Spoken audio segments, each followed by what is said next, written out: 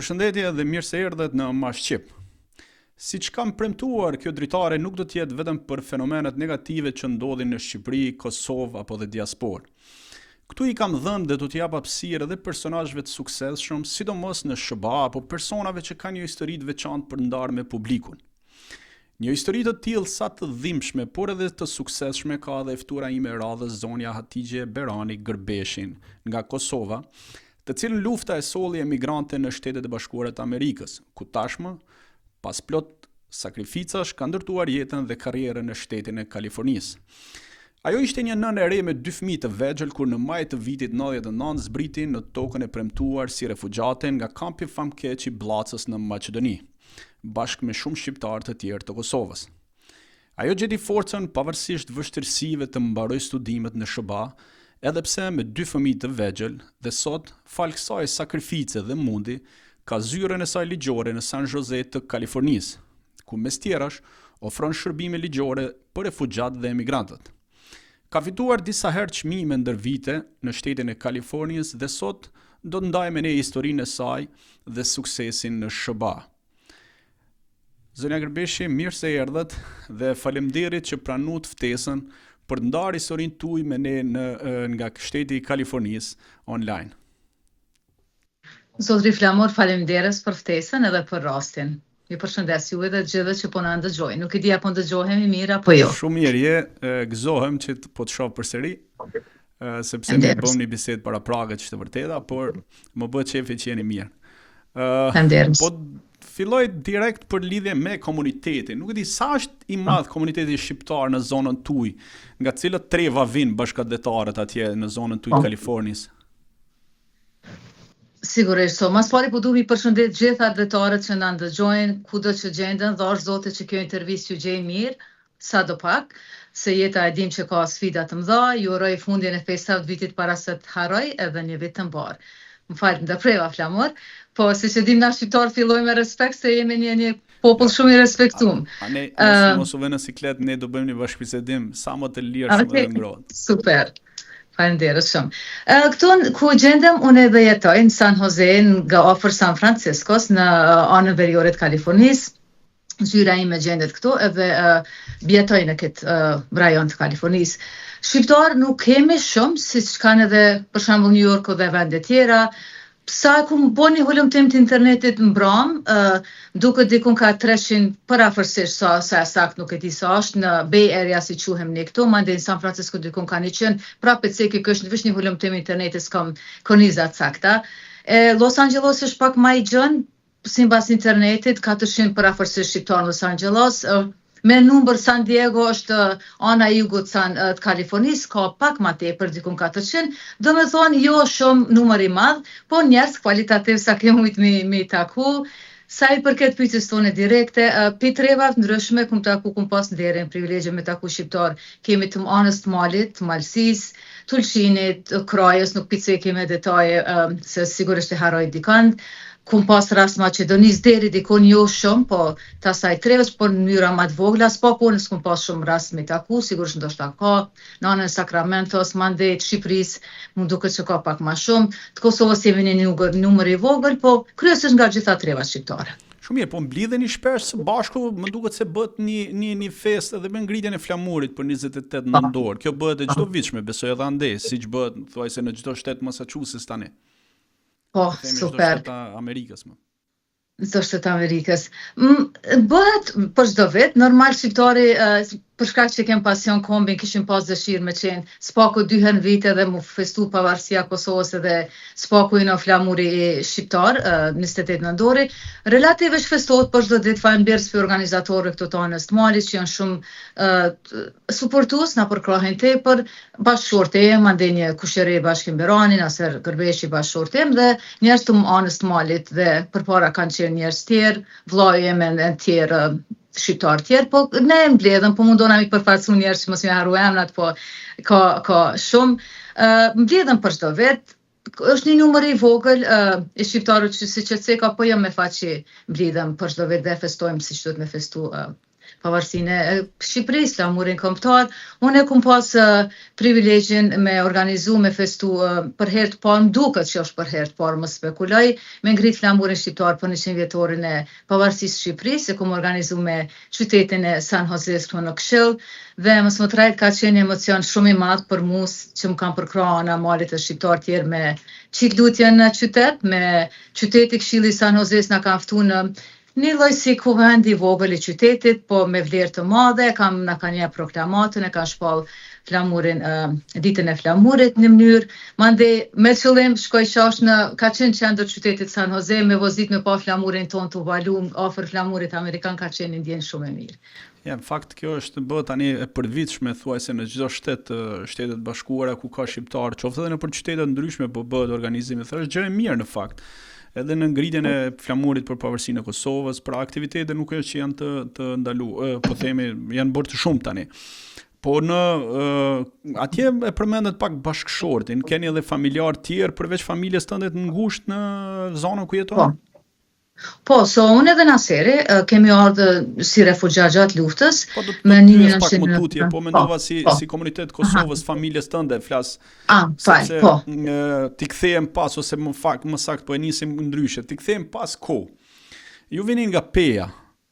Si ishte jeta atje dhe familjes suaj para luftës, kuptohet si un jam nga zona e Prizrenit, ndërsa juve nga zona e Pejës, po çfarë kujtimesh mbanin nga ajo periudhë? Po, faleminderit. Unë faktikisht jeta jam i përmbledh pikat shkurta në Pejën, Mitrovicën dhe Prishtinën. Unë jam mitrovicalike, kam lindur në Mitrovicë se familjes Berani, vajza e Beranit. Kemi shku në Pejë në moshën dikun kam qenë 7-8 vjeçare, po harroj saktësisht se normal jam tash koxha një kohë që më harru me kujtu detajet. Por kemi shku se baba im ka qenë inxhinier, ka specializuar në Amerikë dhe kanë ftuar si kuadrën Pejë.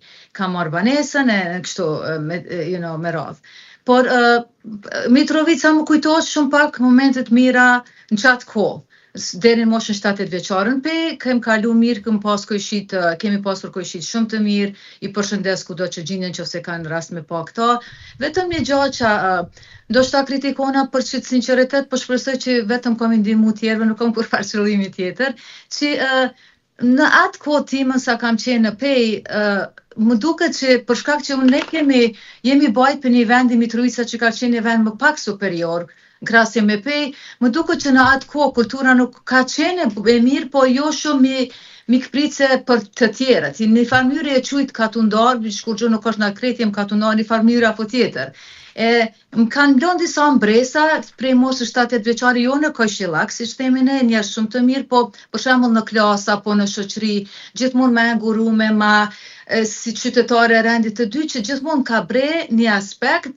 Mandej nana ka qenë më shami, jo edukume, baba edukum, prapë ceki Kojshillaku kanë qenë shumë të integruar, po historia e Pejës me Peja me Gjakovën vazhdon edhe sot e kësaj dite punën e se kush dominon dhe kush nuk dominon. Kjo vazhdon edhe sot. Po në atë kohë është ndjerë edhe kjo në atë kohë. Pra ju po themi fëmijërinë e keni kalu mes Mitrovicës dhe Pejës. Po, Pejë deri në high school, deri në shkollën e mesme, mandej në shkollën e mesme kam shku në studime në Prishtinë me fillu fakultetin juridik, kam mbaru fakultetin juridik dhe jam martu në Prishtinë. Po ka dhe momentet mira në Pejë kuptohet, po çështja superioritetit më ka pengu dhe prap ndikon sot në jetë, për shembull, por në tjetrën anë ka kriju çast shumë empati që ju në mundona kur mos më ndi vetën superiore në mënyrë apo tjetër në krahasim me njerëz të tjerë, kështu që ka pasur ndikim pozitiv. Ja, kuptoj. Po si e kujtoni shpërthimin e luftës, duke qenë që ju pas keni mbaruar edhe studimet në Prishtinë për drejtësi. Dhe si e kujton momentin e luftës, po themi shpërthimin e luftës, cilët kanë qenë, po themi, ato pjesë më të vështira për ju dhe familjen tënde, duke qenë që besoj ju keni qenë në Prishtinë kur ka fillu kjo lufta e 99-s. Patjetër. Faleminderit. Mos më trajt tje kur e kum ditë që kam e pas këtë intervistë, më kanë shpalu sistemin e traumat e luftës, Përse me arsye jo njerëz me një ndonjë keqardhje, se nuk jemi këtu për me ndi vetën viktim, po ndoshta me kriju një farë me vetëdisu njerëz që sa do kalon koha, trauma mbetet sidomos për profesionalisht që dojmë ndihmu tjerëve për çështje mendore për shembull. So patjetër mënyra kronologjike në pika të shkurta shpresoj, po të lirisht që të më ndërmajnë kohën që ose jemi vonë me kohë. Ne jemi do bëjmë bashkëbisedim të lirë, kështu që mos llogarit kohën. Super, do të kujtosh ndonjë gjë nga ato të kohës luftës, sepse të gjithë kemi pas histori të tilla. Unë vetë kam qenë 16 vjeç kur ka filluar. Dhe secili ka ato pasojat e asaj kohe, se janë disa gjëra që kur I merr në fëmijëri janë të evidentueshme më shumë gjatë gjithë jetës, se lemër në një moshë pak më të rritur që I kuptoni më mirë gjërat e I ndryshojnë. Historia e luftës, duke qenë që keni mbaruar edhe studimet në Prishtinë për drejtësi, si ka qenë, po themi në atë kohë, duke qenë që ke përjetu edhe helmimet e nxënësve studentëve të thënatën, mos gabojmë, apo 90-tën, edhe më mbrapa. Dhe si ka qenë kjo jetë në Prishtinë, fakt, si studente? Unë Prishtinë për shembull kujtohen këto helmimet kur kanë qenë si studente, kurse unë studente koqe jam pas shmet, normal dhe mosha e tregon të vetën. Për shembull helmimet kujtohen mandej marrja e përgjakshme në Prishtinë, do gjana kërcënimet normal të luftës, vitin e parë dhe dytin fakultetin juridik kum pas faqisht krynash në objekte shkollore, mandej tmeri fillon në pika shkurta normal piceki për çështjet kohës, mandej tmeri tjetër ka filluar që u supremu të prej edukimin e shkollës shqipe nga regjimi I Beogradit dhe tmeri që ka filluar që si sot kujtohet me traumë të veçantë që kemi fillu shkollat në objekte shkollore jo shkollore fatkeqësisht në shtëpia të pandërtuara. Kanë qenë vetëm tullat, në kohë të ftofta për shembull shtëpiat pa ndritare, pa të ndërtume, ka vazhdu shkollimi që sot jam shumë falenderuar normal për dinë të shkollës, drejtorit dhe gjithë advokatëve kurdo që ka organizuar, por ka qenë tmerr I madh sepse mas pari ka qenë një periudhë që ka shprastit që nuk kemi shkuar në shkollë fare. Mandej edhe pse ke shkuar në shkollë, dash me shku në mënyrë sekrete, në mënyrë të mshet, se normale ke rreziku jetën. Një periudhë tjetër gjatë asaj kohe ka qenë që përpos që ka qenë ftoftë I frigu gjatë orarit ligjëratave të juridikut, mandej provimet ju mbajt për shembull në rajonet të mshefta. Në atë kohë nuk ka pas, sa e di nuk ka pas Google ose telefon smart, telefon të mëshëm. Le që ke rreziku jetën për me shku në provim, për shembull ke qenë në një lagjet kanë thonë në Vranjes po mbajt provime sekret në banesën e profesorit. Ti u dash me shku e uritur, e kërcnuar me gjithat për me shku në për provime që kur e rivizitova këto gjana mbram thash vetë me veti, po shumë sakrifica gjithë ne kemi bërë si kam në mënyrë apo në mënyrë tjetër për çata edhe që më rastin sot që mi rivizitu këto gjana sa do të dhëmshme që më na qenë ndërmend që pse duhet me bo për kombin sa do një mënyrë të vogël edhe për paqen normal për të gjithë njerëzimin. Kur po I thoje disa gjëra dhe unë kujtohesha për disa sepse shkollën e mesme unë kam bërë në për shtëpi private në fakt në Prizren. Edhe kam parasysh atë ndjesinë. E imagjinoni vështirësitë e juve që ishit pak edhe më të rritur në universitete, që normalisht ishte edhe pak më e vështirë. Faleminderit. Kur filloi lufta, ju ishit në Prishtinë? Po na ishim në Prishtinë se unë babai dhe nana familja dhe motrat I të ishin në Pejt, vëllezërit në Amerikë dhe disa motra, por në qatë kohën si studente kam qenë në Prishtinë, familja ka qenë në Pejt. Mandej kam takuar bashkëshortin, ju martuar në Prishtinë për familjen për naserin të Jakub Kërbeshi, një familje shumë e veçantë dhe respektuar, dhe ka filluar lufta kur kam qenë në Prishtinë martuar me vajzë të vogël dhe djalin dhe naserin. Po si e kujton, ju ka lutë në Bllacë në atë kohë, çfarë kujton nga ajo ditë dhe cili ka qenë po themi momenti më I rëndë për ju personalisht duke qenë se ishit me fëmijë të vogël dhe kaluat në kufi për të kaluar në Bllacë. Si ishte ajo përjetimi emocional, po themi lëvizjes nga Prishtina drejt Bllacës? Një përjetim që s'harrohet kur, fatkeqësisht gjanat e bukura harrohen, traumat mbesin fatkeqësisht traumë, e ngulën në kokë dhe në shpirt dhe në mendje. Përpos para se të shkoj në Bllacë, veç në pika shkurta më duket se meriton mu cek për me vetëdisu gjanat që kanë ndodhur, s'po më përmend, nuk u dash me lind djalin në kohë të luftës në qendër të improvizume, nëna Terez, 2-3 shtrate, ndoshta 10 gra u dash me lind për 1 orë, 2 orë, të kanë largu fi krevetit, u dash me çu djalin në orën policore se ka lind para kohës. Këto para se me shku në pllaz, kur ka fillu lufta në disa rajone. Faleminderit për kunatës time që shumë ka lind gjatë luftës. Po, në luftë po mendoj që ka filluar në disa rajone të Kosovës. 98 që 98 filluan sulmet në disa vende. Ashtu. Pra dhe lindja djalit e keni bën në Prishtinë. Po. Mandej kunatash Iqballa Gërbesh është një ginekologe shumë e zoja, në qatë kohë ka orë në shtëpet e vjeran, na ka shiku mu dhe djalin që e falenderoj shumë. Një periudhë tjetër që e përmendje gjithmonë më kujtohet është fati im, kur ka ndodhë beteja e Adem Jasharit, lavdi pas me gjithë tjertë që kanë sakrifiku shumë. Unë kam qenë në tren të shku prej motrës në Bellaçevs të familja në Pej, kurse arrojnë disa trauma pika shkurta që treni u ndalu, mandej s'ku mujt mu kthy mbrapa në Pej, me njëherë se u ndalu në rrugtimet, u ndalu qarkullimi autobusav, një lloj po ashtu traume që është në kokën time. Para se të fillojnë blac, më falë që nuk po përgjigjem drejt, po mendoj që ka vlerë mi përmend disa kronologji që çojnë peshë, që fatkeqësisht kanë qenë të vështira, po çojnë peshë mi përmend më duket, që para se me shku në blac, ka fillu, para se të filloj NATO në vërtet, erdhen një grupi paramilitar me të sërb, sa e di une. Në mahallën ku jetonim ne të lagja spitalit, unë dhe bashortin aseri me fëmijë, vajza 3 vjet dhe djali ka qenë atë kohë 10 muj, na larguna për ndjekën, u dashna me vrapu për lagja spitalit me shku mu më shef dhe shkum të vjera, jetonte në afër në Prishtinë, më në qendër, dhe shkum atje. Mbas 2-3 ditëve, për relativisht më kujton këtë secili detaj, NATO bombardoi Kosovën, jo Kosovën fatkeqësisht, po sulmoi për shkaqe siç e dim ne që me kërcënu Beogradin me ndalë këto gjanat që i bënte ndaj shqiptarëve. Ajo ka qenë normal intensivitet më i madh, kuptohet, dhe kur se harroj u dash ne me shku në podrom, mu më shef me na femrat, unë me vjeran, rahmet pas, me kunatën, me fëmijët e vegjël, aty u helmum, jo që vetëm që bombardime nga lart, nga NATO, që kur se harroj atë normal atë trishtim, po edhe atë shpresë që ndodhe, që e patëm, po mandej helmimi, dikush gjujti diçka se ka qenë mahalla e përbashkë për shembull ka pas sërb, ka pas shqiptar, nuk muj me ditë kush ka gjujt helm, po helmi gjujt na veç derisa plasëm me vjerën edhe me kunatën, me fëmijët e vegjël, mashkujt kanë qëndruar në katin e parë dytën, sa do kudo më na mbrojtën nëse vjen dikush me luftu që s'pako mos me ata me dalë si truproje, si më na mbështet neve, që normale e tregon trimnin e tyre.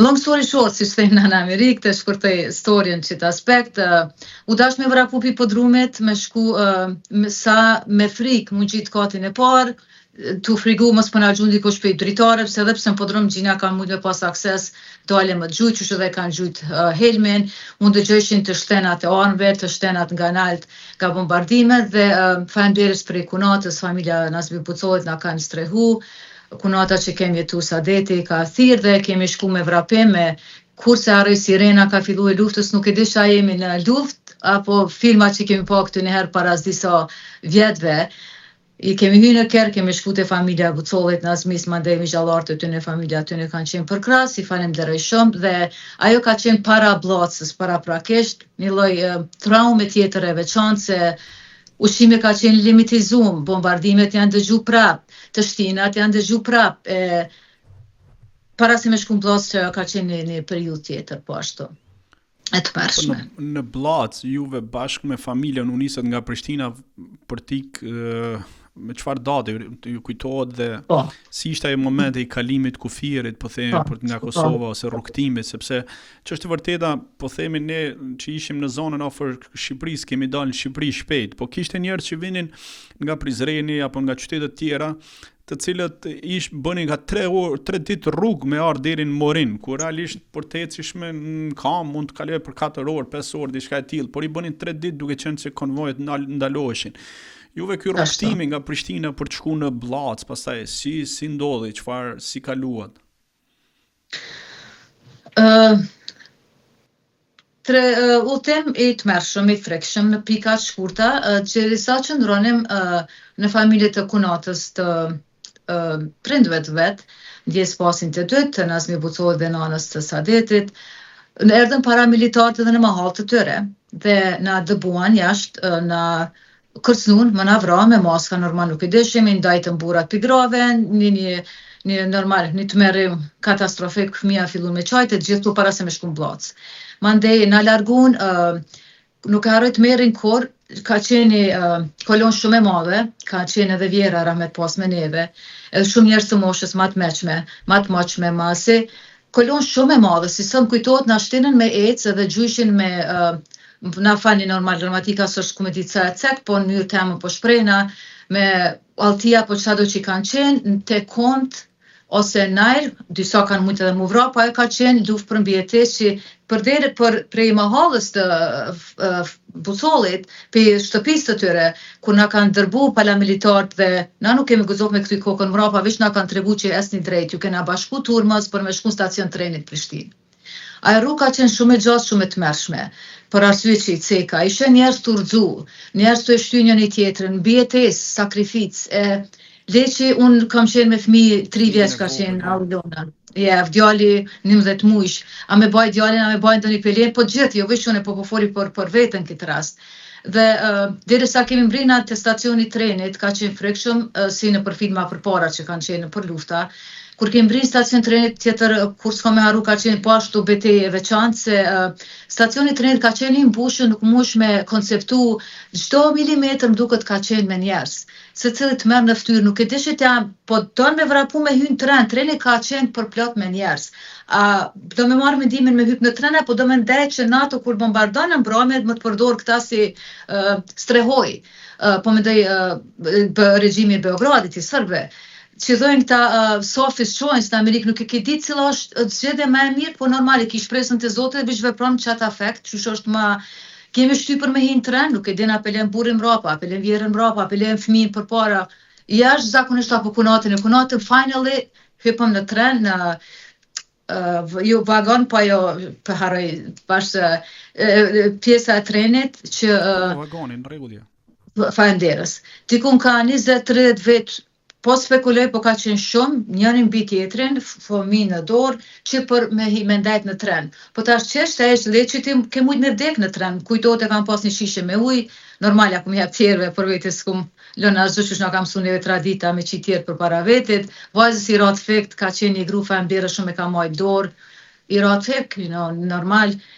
Mandej në tren ka qenë traumë tjetër se ndalshin kado që shkojshim, unë dalshim si pas disa minuta paramilitarët, o sillshin rreth trenit, përtetshin, kena mi vra, I ndajshin burrat. Të mërshme, një eksperiencë të mërshme në fakt që kanë fillu në Kosovë, fatkeqësisht disa po e harrojnë. Se çfarë kanë. Për çata dhe falenderës Lamur, për çata ndoshta edhe po bona monotone, po foli me detaje, po vetëm në qëllim që kam që kur ka luat po themi në Blac pastaj si ishin kushtet e kampit kur morët lajmin apo si e morët lajmin që do ishit për SBA si u prit sepse keni ne disa kohë edhe andej. Po, faleminderes. Edhe ajo është peripeti, po traumë jashtëzakonisht intensive, jashtëzakonisht e vështirë, jo është për mua, por të tjerë që kanë përjetuar mua paralelisht jone. Para se me vrim Blac, çat udhtim në një frikë tjetër ka qenë që kur na ndalën te treni nga Blacës, më kujtohet paramilitarët na thanë mos ecni në për livadh, do me thonë veç në për shina trenit se ka mina. Tash si ti se dhe që ka më ecë, po long story short po dalën te imptome. Në fakt më duket që është ke element me cek me rëndësi për shkak traumat luftës që shumë kanë përjetu. Në atë kohë faktikisht fakti jon ka qenë mu më duket që edhe më keq se me pas kam, se ne kemi qenë një ndër të parë. S'm kujtohet data saktësisht, më duket ka qenë fillimi prillit apo fundi marsit që vit një ndër të parë kemi qenë.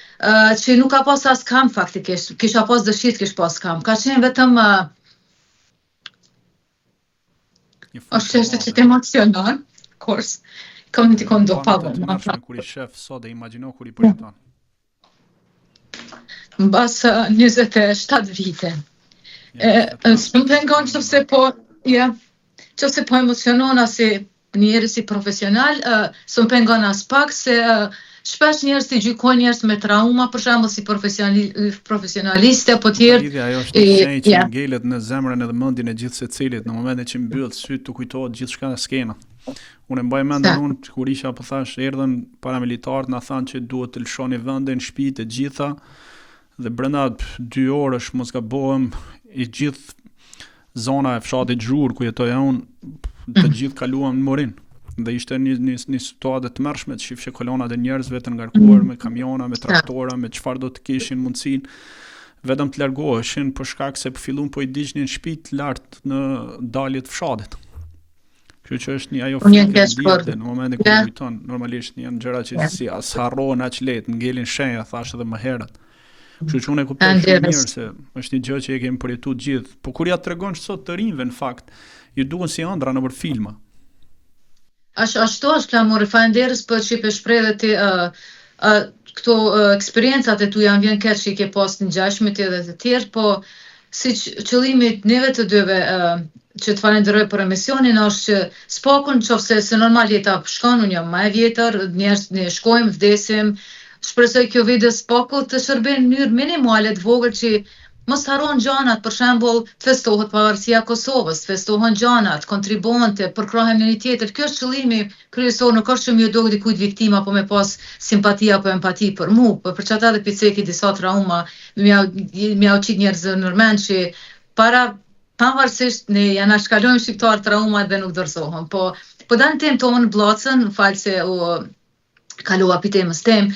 Në Bllacë, më konkretisht, nuk ka pas camp, ka qenë vetëm livadh, ftoft, bare, së më kujtojnë gjanat, çka mandej ka qenë shumë e frikshme që prapë peceki çështën jo humane, çdo milimetër të Zotit ke pas njerin. Na falni shpresë ke mujtas me dalë për gjaja personale, për shembull me përdor për nevoja personale, me shku në banjo ose në WC apo në asnjë njerëz të moshës madhore. Mandej djalin, mos kum pas as ku me ndru 2-3 ditë kum mbajt në dorë vjera ra me shpirti pas merken i kohë edhe burrin atë myrën e vet.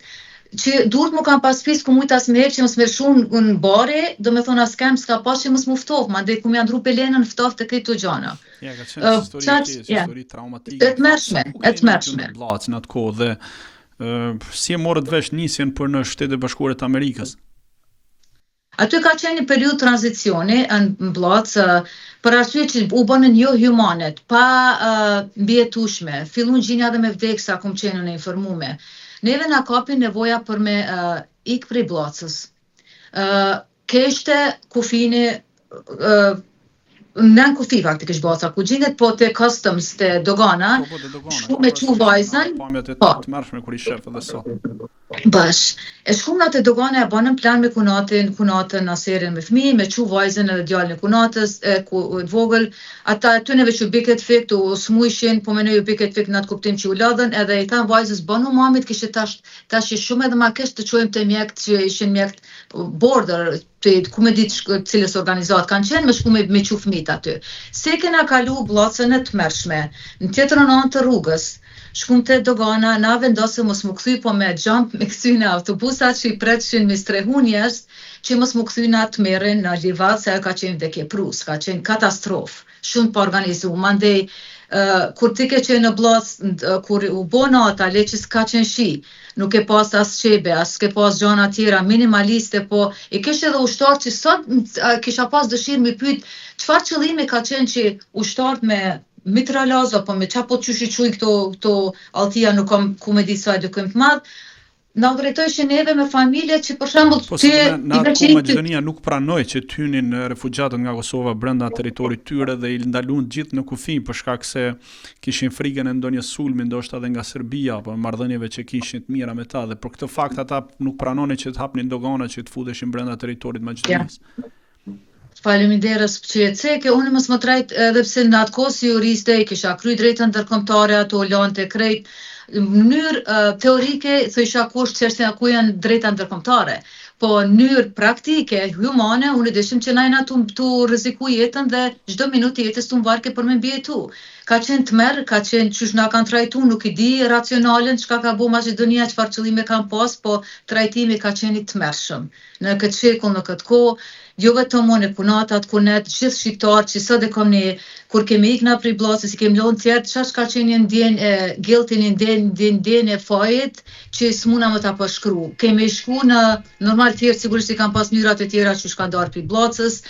Kemi shku në familjen në Sfilar, faleminderit shumë na kanë strehu, shqiptarët e Maqedonisë shumë janë mirënjohëse, në familjen e Nuredinit në Sfilar. Kemi ndez disa kohë, disa refugjat në shtëpi të madhe kanë gatu për neve gjitha këto gjana. Duket disa mos t'ja hupi mundimin, mandej vllajem Faridin Berani, Dino, ka qenë i rinë atë kohë 28 vjeçar, na ka sponsoru mua dhe kunatin 8 anëtar të familjes tonë në San Jose në Kaliforni. Çashtu dhe ka qenë rrugtimi. Ishte ndjesia kur po hypnit në avion, fakt që po nisëshit për në Shtetet e Bashkuara të Amerikës. E dini se ku po shkonit apo thjesht në Amerikë te vllai? Po, mas parë nuk ishim ku shpresa lajmi ka qenë shumë i mirë që u bashku me vllau, nuk kanë ditë kur gjo për mu, ka qenë një shpresë shumë e madhe. Mandej nuk i ndëgjosh atë shtinat, se kur kemi qenë Sfilar, ti prapë ndëgjosh luftën në Kosovë, se ka qenë deri diku në kufi. Ka qenë një ndjenjë shumë e mirë, po me nëse kemi në zonë aeroplanin, ndoshta në mënyrë sharake që spaku që mos jam gjithmonë vajtuese. Ne e qumë fëmijën për vakcina, një orë para semunis e janë me hyp në aeroplan për Amerikë. Pa ka qenë një organizume IOM, International Organization for Migration, IRC na ka marrë të San Jose, menzi kemi në zonë aeroplani, na kanë qumë me autobus dhe ka qenë një ndjenjë e veçantë, po që kanë burë na për veti po folë, sigurisht shumica shqiptarëve kanë këtë gjatë që ne shikojmë prapa, nuk shikojmë shumë rapa. Më kujtohet atë ditë kom thonë vetit, kreto trauma ku me lëmë rapa, ku me këshyr forward sistemin në Amerikë, përpara ku me mundu më të mirën për mua dhe për familjen teme dhe për kombin, edhe ashtu ka vazhdu. Ka qenë një veçantë, një shpresë veçantë, po njëkohësisht një nostalgji shumë e madhe se unë kur s'm pas se jashtë. Në aeroport në Shtetet Bashkuara, ç'a ndjesi e patët? Normal në atë kohë pas ka pritë dhe vllai, ishit pak po them më mirë se paktën kishit dikë që orientohej. Po, krahasim me tjerë që s'ka pas. Zbritet, çfarë ndjesi e patët, çfarë përjetuat po themi në atë moment, sepse mos harrojmë që ishte edhe nënë e re. Po, në 27 vjeçë. Bashkuara. Pra kishit më shumë shpresë apo pasiguri, frikë? Shumë mirë se ke gjithat. Pasiguri, frikë, shpresë normal, mallëngjim, mirë njohje për vllau, mandej vllai i madh gjithashtu dul në aeroport, por edhe një gjak që pas se çef me cek, sa do ku do mënyrë për me eduku tjerët që kanë ndodh për neve shqiptarëve dhe pse ka një herë i akuzoj refugjat si pengesë, si burden, jo si benefician. E më falë, vish po ndalona para se mi po vllazit e motra këtu në Amerikë, e vazhdoj prap, po m'duket kemi zbrit, mos harrosha hera parë prej diku në Irland, po a New York ka qenë, a Los Angeles mund në vesh më rajtë se kam qenë empirë për atë kohë.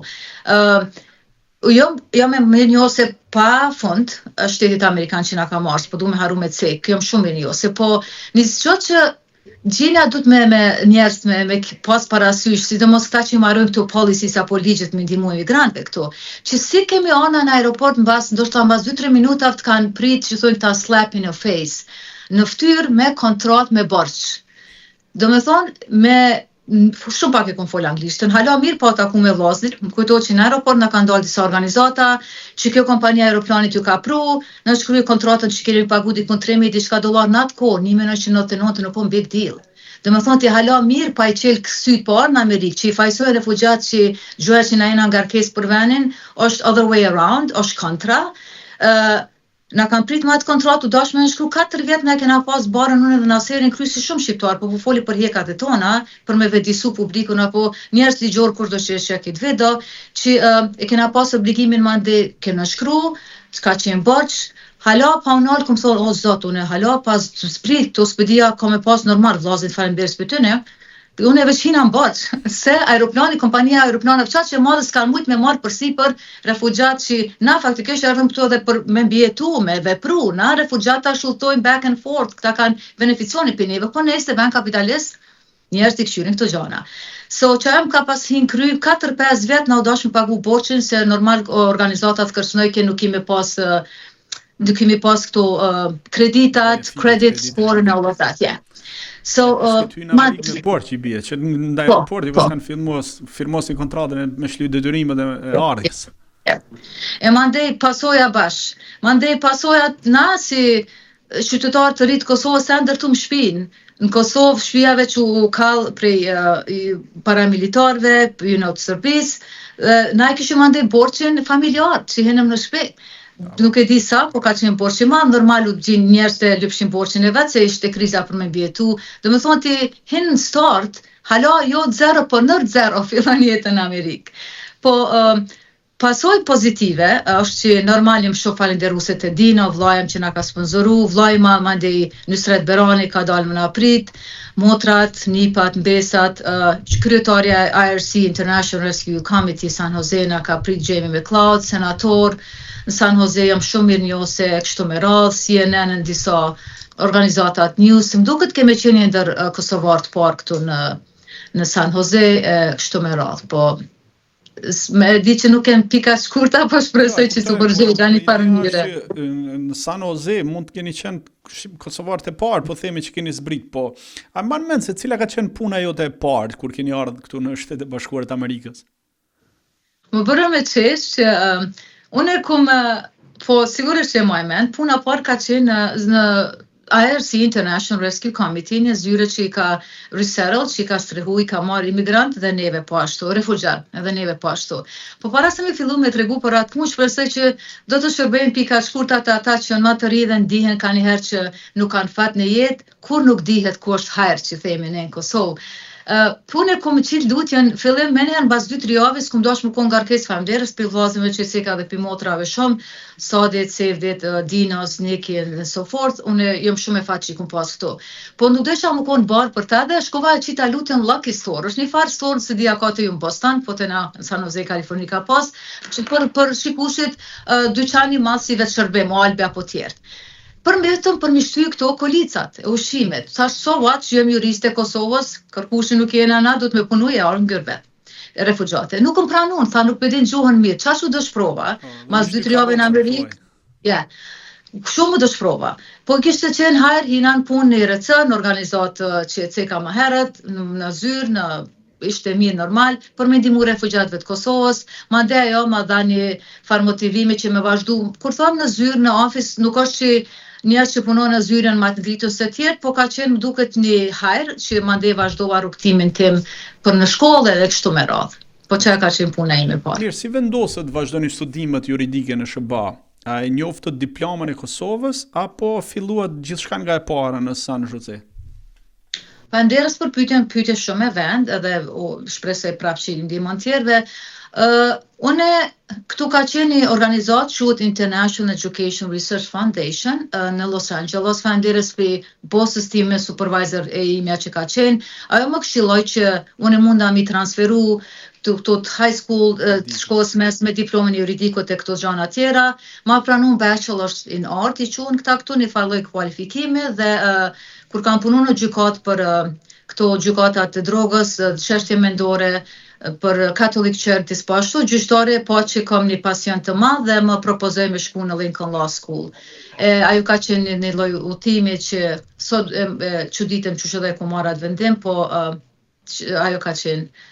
Dhe normal empatia, që kam ka shty si pasion më regjistru, është me vazhdu ëndrrën, me qenë juriste dhe jashtë dhe me marrat empatin që kom formu në pej, që mu kanë duk që nuk kom qene included e përfshime në jetë, mandej gjana, traumat e luftës e krejto që s'paku me kon një voice, një zë i vogël për tjerë që më ka shty me vazhdu drejtësinë dhe mu bo advokate sot. Si balancoje, po themi, pas gjithë kësaj traume dhe të gjithë kësaj vështirësive të fillimit, si mund të arrijet balancoje jetën e nanës me fëmijë të vegjël dhe studimet?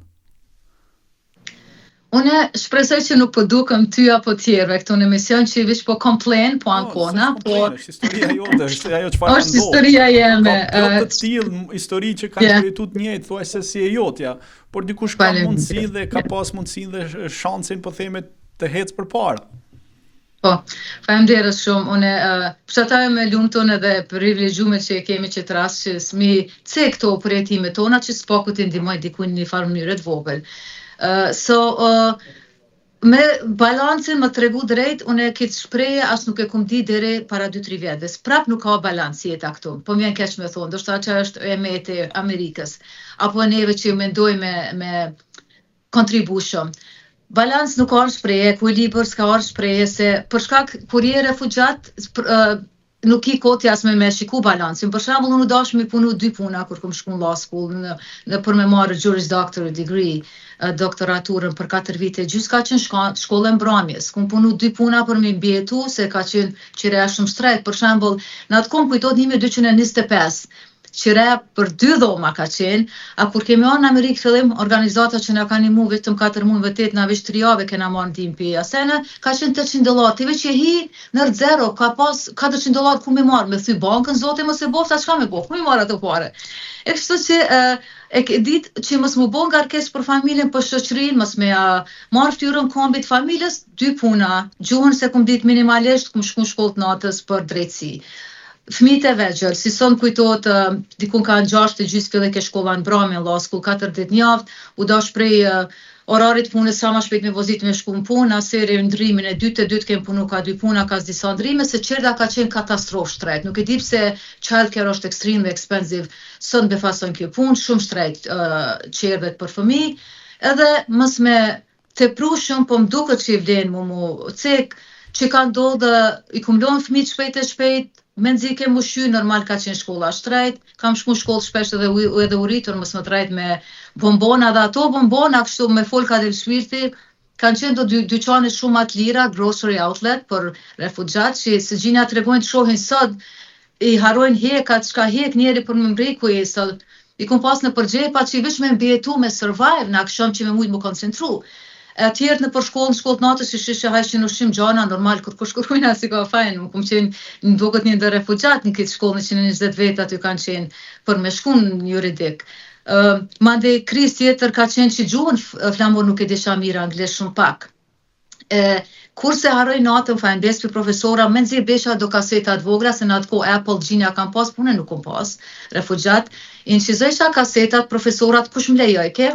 Mandej natën, kur shkojsha në shpi që ata dhe, tash më kam betë dhe shpri dhe s'kom qare, pa ndajt gati 24 orë qut mi bo gjana që shdojt, me ndëgju profesorat, mi përkthy, qka kanë thonë mandej me fjalor që me kuptu landën. Me shkurt nesit pun, mu këbom punëtore mirë, gru shqiptare mirë dhe edikon, motër e mirë, nanë e mirë, që që do në trajtë. Profesorin kur shpjegon dhe me kasetofon, dvojt dhe pastaj dëgjoj ndarë. E mandej shkrujsha në librari criminal law, u frigojsha ton kohën që kam më thirë, që sot thëm, qysh ka qenë e mundshme, po kur don diçka normal, s'ki ko. Mandej sot, jo që vjen marrën kuptimin jo moral, po më duket edhe si, me për shembull librat kur se haroj si sot, kur e mersha, I bojsha highlight, I ngjyrosha senet e panjoftëna.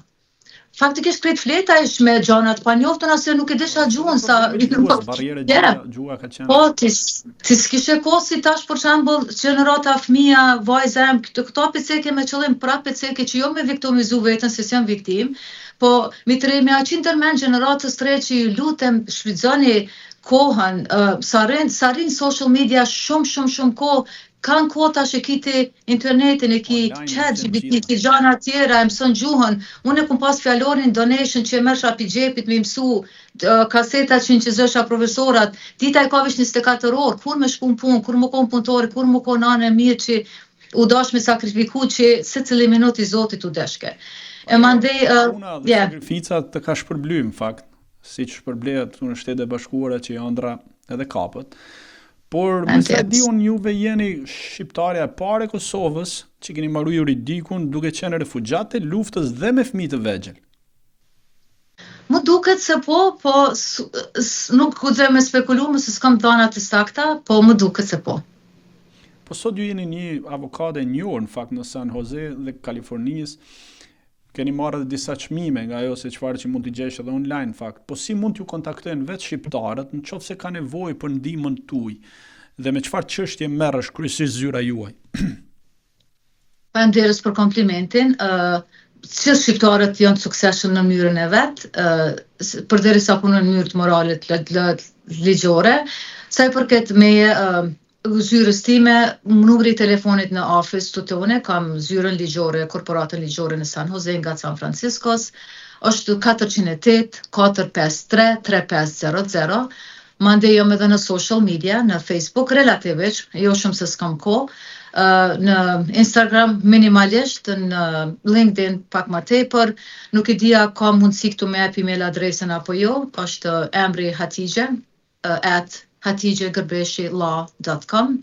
Dhe me çfarë konkretisht zyra jo ligjore, çfarë sektorësh mbulon? Faleminderit për pyetje. Kryesisht fokusi jam është njerëz të marginalized, që thëmë community, njerëz me invaliditet e ndryshëm. Unë fokusi jam është në drejtat federale, unë merrem me këto Social Security Disability Benefits kryesisht. Si advokate në Kaliforni, siç e dim Kalifornia është shteti I 4 I më zhvilluar në botë, kam shumë privilegje dhe jam shumë I privilegjuar që jam advokat në këtë vend, kaq të madh dhe kaq të mirë.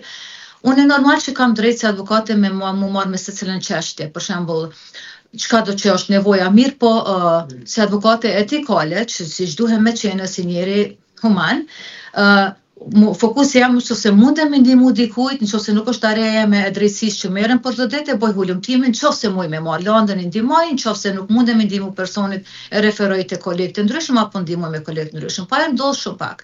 Po fokusi jam kryesor është për Social Security Disability Benefits, këto beneficionet federale.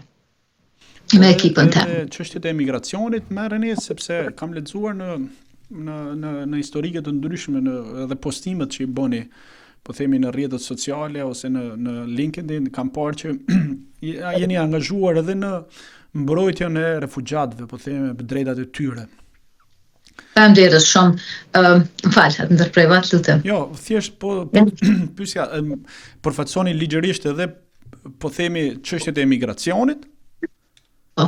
Unë si Hatije, si advokate, si refugjate, qëllimi jam është gjithmonë mi përfaqësu në mënyrë dënshme refugjatët kudo që jemi dhe kombinojmë në mënyrë formale apo jo formale. Po në mënyrë formale nuk merrem me imigracion për se, për shembull me shku në imigracion, por me çka kam derën, për shembull më kanë nominu dhe më kanë zgjedhur si kryetare e Kalifornisë për beneficionet e refugjatëve. Ajo është një leadership shumë I madh që kanë derën dhe aty janë të gjithë të Kalifornisë kalibrave të ndryshëm, e udhëheqja të forum në kështu me radhë. Ajo është një përfaqësim jo ligjor, por përfaqësim që më kanë nominu. Mandej këtu në Santa Clara County kanë qenë 2-3 vjet I kam përfaqësuar refugjatë imigrant në mënyrë prakticipi jo formale, po jo kështu direkt me imigracion. Po se dia të përgjigjem ti ka shkurta. Pra, ju keni pas raste që jeni marrë edhe me çështjet e këtyre personave që I arreston ICE apo nuk keni angazhuar me këto raste? Po çka unë merrem në mënyrë të imigracionit, për shembull, këtë shqiptarët apo njerëz që nuk mundën me ka përsyesh citizenship test për shkak të disability, është një nuancë e vogël që I ndihmojnë në atë aspekt, që nuk mundën me kalu citizenship testin e imigracionit. Po sa I përket ICE directly, po që kam pas një eksperiencë të interesant, para disa ditëve kam shku në gjykatën këtu federale ku I mbroj klientat, mëse këto lamia është beneficionet federale, e kum taku ICE në derë të gjyqit, erdhe me mu në lift, normal nuk s'dok në Amerikant, nuk si të folja anglisht aksent jam normal nuk është, si më vete disa gjana, good morning, where are you heading, kështu me radhë. Mës më tregu, pse pëceki prap për me ka njerë sa është, bravo. Jo nuk më kërkum fatmirësisht, po unë e pata atë frikën që mos po theksona dhe ma refugjatëse që jam, mos po më se kështu me radhë, po normal nuk më pengun, kënë shumë cjellshëm, po më pengoj që shumica klientat mi, mos tonë bash shumica po një numër I madh nuk kanë akses të beneficionet se frigohen. Amerikanët apo ju. Çfarë ndodh? Pak kohë më parë kisha një intervistë edhe një prokuror shqiptar, I cili ashtu në Boston dhe po tregonte që në sallat ose në korridoret e gjykatës vinë agjendat e ICE-it dhe në momentin që procedohet një person që është emigrant, në momentin që del nga salla e gjyqit e arrestojnë e ndalojnë direkt dhe vazhdojnë me procedurat e tyre të depërtimit. E për këto mendova mos ndoshta edhe juve ju kanë ndalu brenda gjykatës ose raste të tilla që evidentojnë. Jep. No, mu nuk e di a ka ndalim me qëllim apo jo, po ka një farë komunikimi. Faleminderit, që edhe unë mi kuptu dhe ma tepër se advokate që ka përjetojnë klientat e mi fatkeqësisht. Po, keni pas në rast, ose keni dëgju për një shtetat shqiptar të zonës ku keni jetu që ka pas probleme me këto tajet e borderit, apo nuk... Këtu të ne, ndoshta pse shqiptarët janë ma pak, ndoshta ka, më vjen keq që se kam atë informat, po nuk ka dëgju sa e di une për shqiptar, por për nacionalitete tjera, se unë i përfaqësoj shumë nacionalitete këtu kam deren, që të dhem në shpirt, por për shqiptar tjerë të rajonet tjera, kum dëgju në për portalet të ndryshme, fatkeqësisht. Ajo që doja me vazhdu në fakt, duke qenë që e përmendet pak, që merreshin me përfaqësimet ligjore të personave me aftësi të kufizuar apo të marginalizuar, a mund ta shpjegosh më qartë, sepse një pjesë e caktuar e shikueshmërisë ose një pjesë e njerëzve të cilët na ndjekin janë edhe nga Shqipëria dhe Kosova, ndoshta edhe nuk e kanë shumë idenë e pjesës se çfarë është konkretisht kjo, se çfarë bëni. A mund na shpjegosh më qartë këtë pjesë, se çfarë përfaqësoni ose çfarë i kërkoni në gjyqjet federale, por në çfarë rastesh? Po patjetër, faleminderes. Kjo është një lami qaqë madh, unë i them si ocean, si një oqean, që për me spjegu vetën, me spjegu që është në mënyrë adekuate. Jetë informuese për shtetat shqiptarë cilët jetojnë në Shtetet e Bashkuara të Amerikës, që kur e dëgjojnë të mësojnë diçka apo qoftë edhe të kontaktojnë për një ndihmë caktuar, sepse pas ka dhe një benefit të tillë. Se të jam i sinqert, në momentin që edhe unë kam ardhur në Shtetet e Bashkuara të Amerikës, shumë pak shqiptarët kishin informacione se cilat janë benefitet që mund të përfitosh ti si refugjat apo momentin e parë që ke ardhur me green card. Pra për këtë punë më shumë pyes se çfarë mund të orientohen shqiptarët nga ajo, se çfarë përgjigje mund të jepni. Kjo beneficionet federale që merrem unë janë ndër Social Security Administration, dy beneficionet kryesore janë Supplemental Security Income, në fani po foli anglisht edhe shqip, po është terminologjia që përmendet këtu, dhe Disability Social Security Disability Benefits. Këto janë beneficione potenciale për fëmijë, për të moshës madhore, të moshës së mesme dhe të moshës pleqnore. Këto beneficione potencialisht që ndem për njerëz që kanë punu në Amerikë, i kanë pagu taksat, që ata është më rëndësishme punu mi pagu taksat, kanë formu kreditet veçanta quhet Social Security Disability Benefits. Ai person pa emri moshën e retirement, moshën e pensionit, ai ka drejt me qit lutin për Social Security Disability Benefits, qose ka fitu, ka punu mjaftueshëm dhe ka pagu taksa. Do me thonë është insured, i ka kreditet e mjaftueshme. Po nuk kanë gjithë shqiptarët fat me arnë moshë të hershme, këto disa vinë moshë shumë të vanshme, flamor.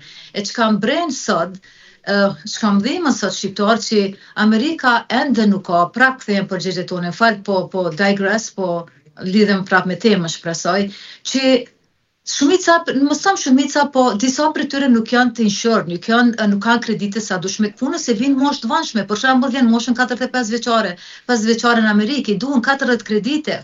4 kredite krijohen për një vjet. Që kam vënë në shpirt mu që Shqipëria, Kosova, Maqedonia, Malësia nuk kanë marrëveshje bilaterale me Amerikën, siç kanë për shembull Italia, Australia, Franca, që mi bashku kreditet e punës, që mi ndihmu shqiptarëve dhe në troje tjera.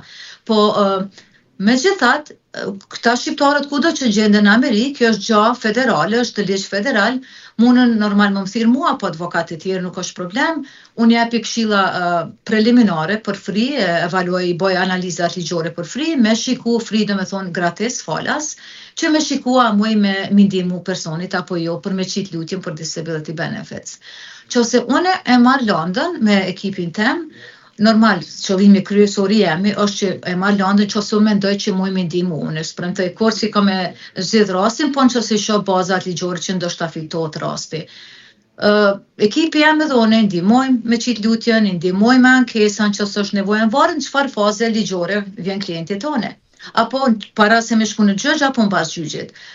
Zyrja ime, ekipi na nuk i bojmë charge asnjë grim klienta për Social Security Disability. Unë e paguana prej shtetit, nëse fitoj rastin, paguam prej Social Security Administration 1% të back pay të periudhës që e qesim application, nëse fitohet rasti.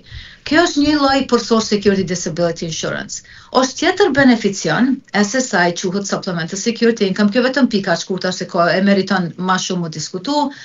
dhash zotit takohem prap, unë kam marrë në Boston, kam gjykim për një klient temin, sun, do shta takohem studiet e ti, dhe normal në pika ma gjata, qofse është nevoja mund me pas Shumë bish një... kam që të orientohen njerëzit që ta dinë që ka dhe një benefit të tillë, mund ta aplikojnë, mund ta marrin. Për këtë fakt më shumë po kërkoj që të këmbgul tek pjesa e interpretimit, se të sqarosh njerëzit më thjesht se për çfarë shërben, si mund të kontaktojnë dhe cilët raste përfitojnë nga kjo.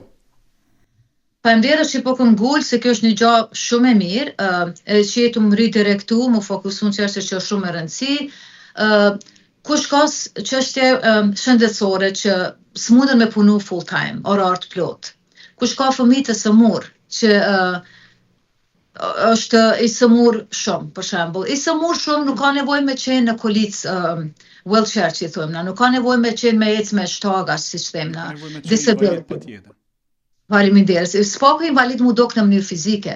Këtë është një term i gjerë që ja quhen këto beneficione invalidore, po i inkurajoj shqiptarët apo njerëz të tjerë kudo që janë, që së paku normal s'ka nevojë më mësirë mu, ka shumë advokat në Amerikë, ka shumë shoqata në Amerikë që ndihmojnë fatmirësisht, po veç peceki përvojën tem, që nëse kanë probleme me shëndetin, fëmia vet apo personi ka probleme me shëndetin, interesoni mundi s'pako me kontaktu Social Security Administration, çak edhe kur nuk jetoni në Amerikë. Unë kam raste që jetojnë në Kosovë. Kanë jetu këto, kanë punu, s'kanë mujt mu me jetu, ju në këthy në Kosovë, Shqipërinë, Malzi, apo you name it, që thojmë, apo në Itali, apo kudo.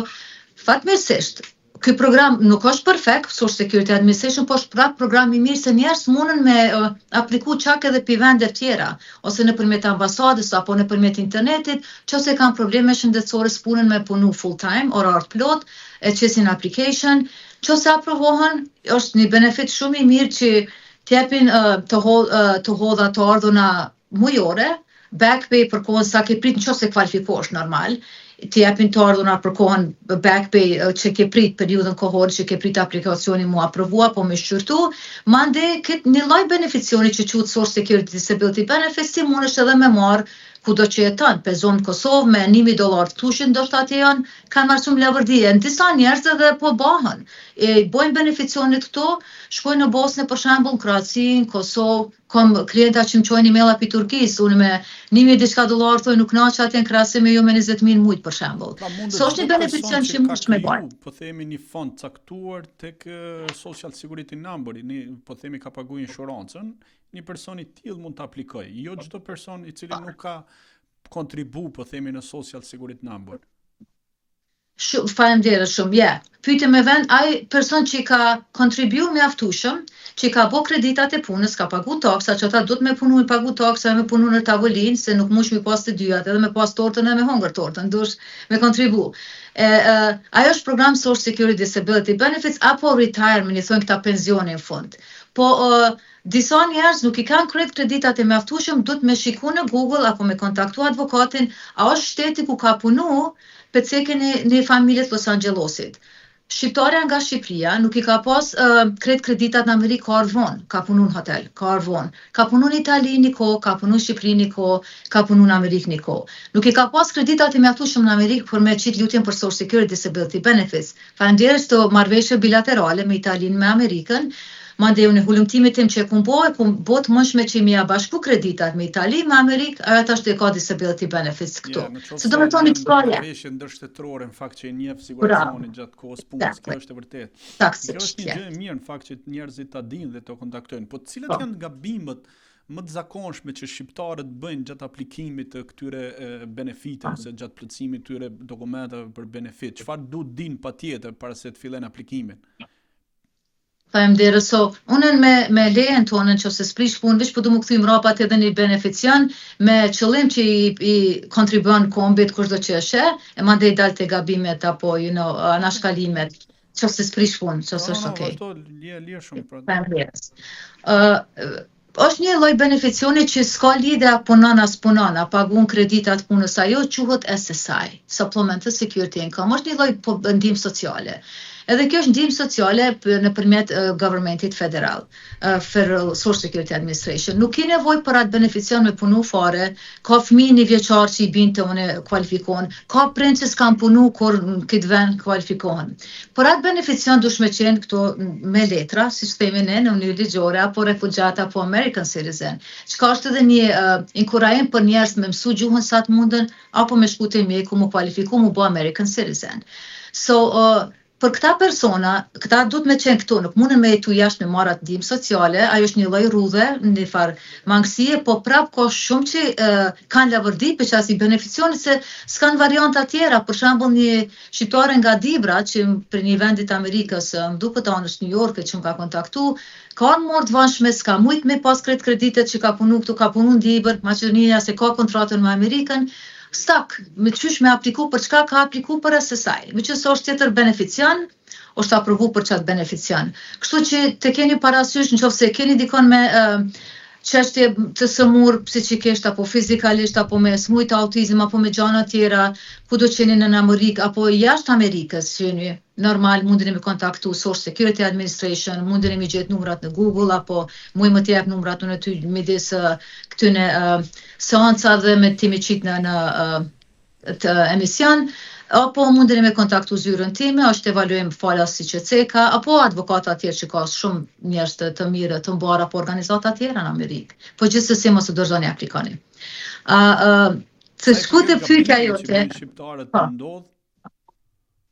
Gabime mund duken, apo anashkalime, që ne më duket disa që kujtojnë që vetëm se din gjuhën angleze, njeri din që thatë. Kanjherë insistojnë shkojnë e bojnë aplikimin pa u konsultu, jam advokat, jam e shoqat, jam e advocate. Advocate janë njerë që s'ka nevoj me qenë advokat, po ka një lloj eksperiencë, i din sa do kudo gjanër. Si të që t'i lutin, kjo është federal government, si të që t'i lutin diçka në, kur themi në, nuk po thome hi në gojë tukët në atë kuptimin figurativ, po ti para se me qit emrin tënd për diçka për të government këshillau, shkoj në internet spaku, shikoj kriterijat e kvalifikimit. Mandej këshira kvalifikosh ajo spaku, bënë një farloj hulumtimi, më shkovish me apliku, për shembull, shkojnë gjinja para 10 vjetëve, ka thonë Social Security, unë i kam 3 Mercedesa, për shembull. Unë jo, po njerë shkojnë, thonë. Se i kemi na do far ego, do gjana do unë kam këtë kërë, kam BMW, kam këto, mandej mbas 10 vjetëve ke so gjendja, jeta ka njerë shtë të mërshme, smuhesh me punu, ajo mbet në sistem. Kur shkon ti me qitë lutjen prap, ato kanë me mbetu, nuk po thonë me rajt sistemin, zotin arrujt, se edhe jam advokat edhe njeri etikale dhe s'kom qef me manipulu senet, po me punu hard. Po këshur sa mbesin informatat në sistem, këshillau me njerë që i din këto gjana, bënë i sinqert me Social Security, merë informata, kvalifikosh dhe i dikun ajo, mos këshur me njëherë vish me apply, me thonë, e di gjuhën, don't worry about it, I got it. Nuk është vish me ditë gjuhën angleze, po me ditë gjuhën ligjore. Me ditë eligibilitetet e këshilloni me dikon që i besoni. Kjo është e vërtet në fakt, ne kemi pak këtë, nuk kemi ato kulturën e konsultimit me avokatin për çdo gjë. Po se ke marrë një se une. Suksesi që u ka prekur personalisht flas dhe që mund ta ndani me ne. Po faleminderes, kam fat që kam pas raste shumë, mi qujt sukses apo meriti punës, time dhe të ekipit tem që jam shumë e falenderueshme për stafin tem. Kam pas raste shumë, du me cek një që nuk është gjithsesi normal kam pas të shqiptarve. Një rast që më ka prek shumë, një fëmijë që ka vdek shumë i vogël, e ku mbrojt si ka marrë nanave të beneficionet, se këtu shkon e anës New Yorkët as e ARS. Më në fund i fitun beneficionet fëmija veç vdeq, pas sakrifica se pret një kohë derisa ti merr beneficionet. Këta klientat bëhen pjesë tjetës, ja lexon landin, ja lexon diagnozat, ja lexon hjekat e prindve, bëhen pjesë tjetës tem. Për shembull, një mënyrë ka qenë suksesshme normal që kom ndihmu, pa qenë klienti këtu në Kaliforni, i kena anashkalu do rrudha ligjore, do gjana, po edhe dhemshme që i ka shku fëmia, veç kur ku marri mailën 5 mëngjesit, fluturoi djali në kuptimin që shkoi ndroi jetë. Çka ndrojnë prind, për shembull, hjekat gjana tjera dhemshme, vonshme, kum pas një klient Vietnamit, sa heke njerëz të tjerë si në mënyra ndryshme.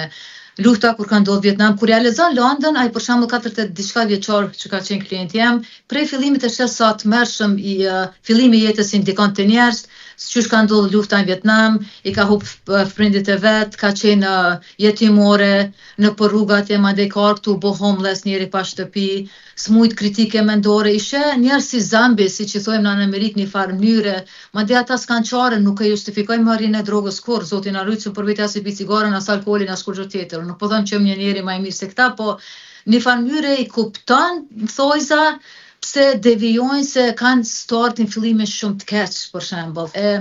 Kur ti shën zyret e unë se i kam edhe këto seanca gjyqësore dhe online, fatmirësisht mundam mi pas apo në gjyq, sa me heka, sa hekin këta njerëz për një penzion, për shembull.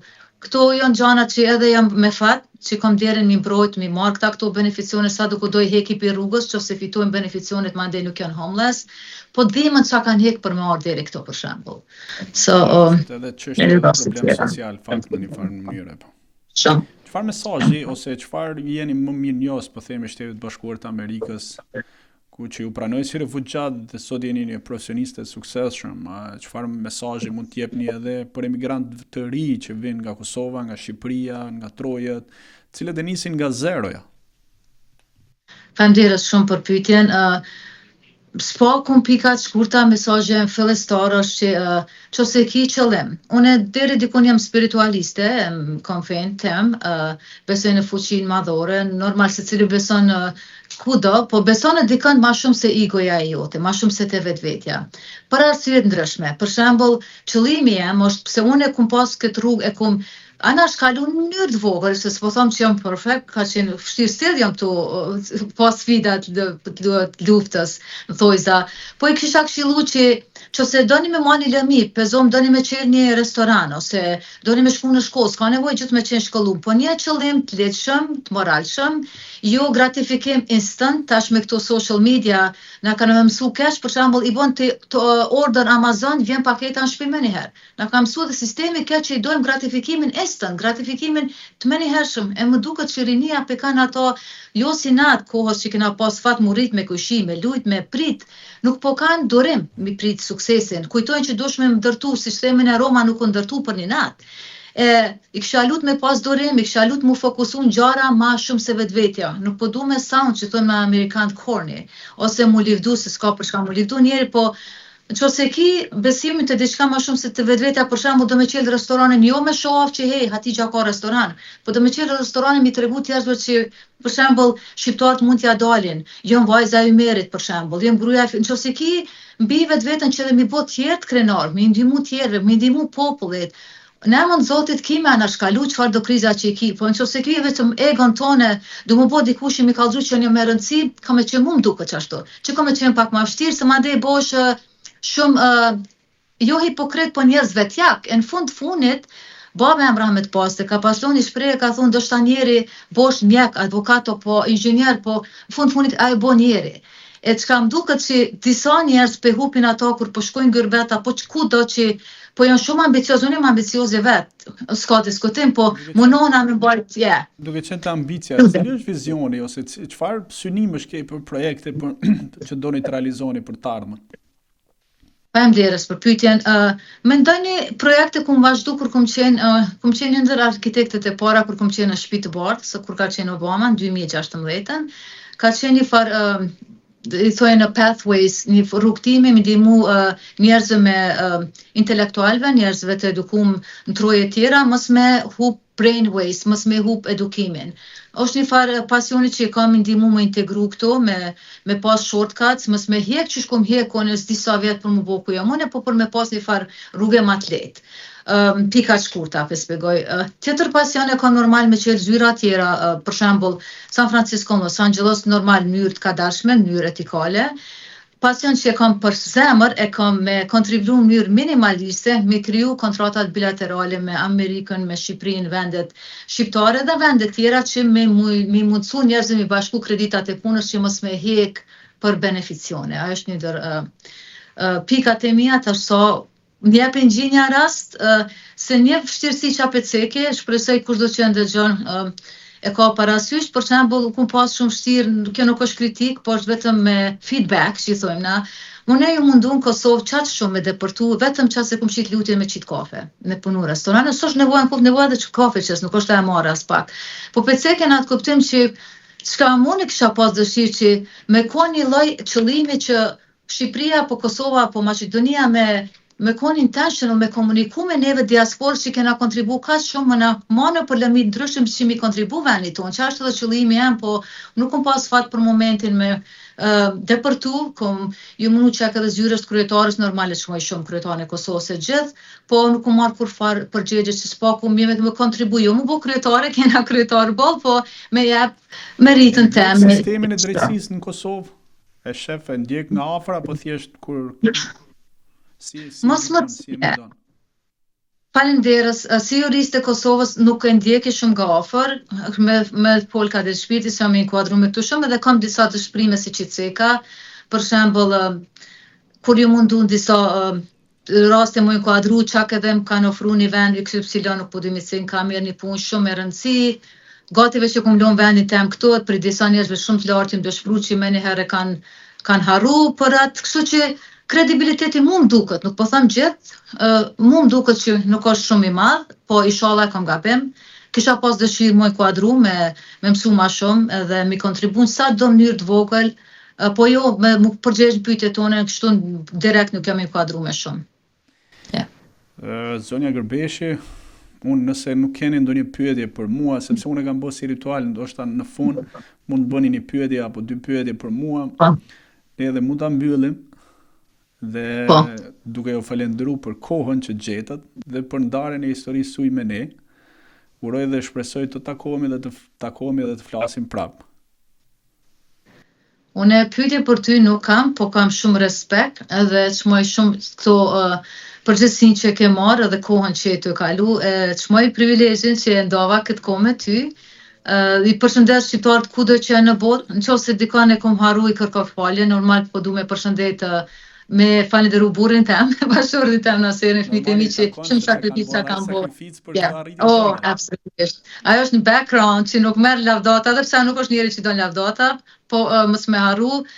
Familje normal vjerën e vjerën që shumë kanë ndihmu gjatë shkollimit, prind, vllahun, motrat, gjithëve, kam shumë njerëz, jam shumë e fal shqiptarëve kudo që janë një zend veçantë, po du mi cek të rinia apo të ata që ndihen stak, i lutem mos e ndini veten stak, do me thonë të depresionum.